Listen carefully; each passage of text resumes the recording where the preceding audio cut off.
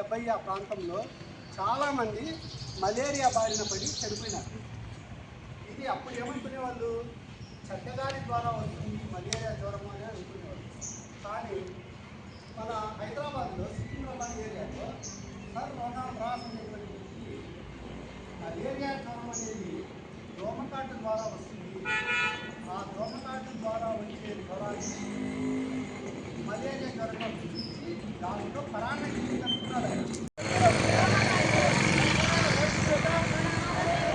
ఆరోగ్యానికి తొలిమెట్టు,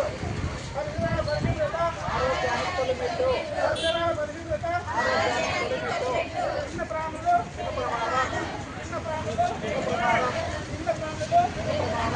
దోమకాటు, చెడుముక్కు, దోమకాటు,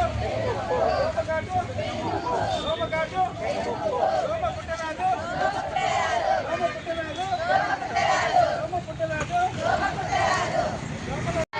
ఎక్కడ కూడా నీరు నిల్వ ఉండనివ్వను.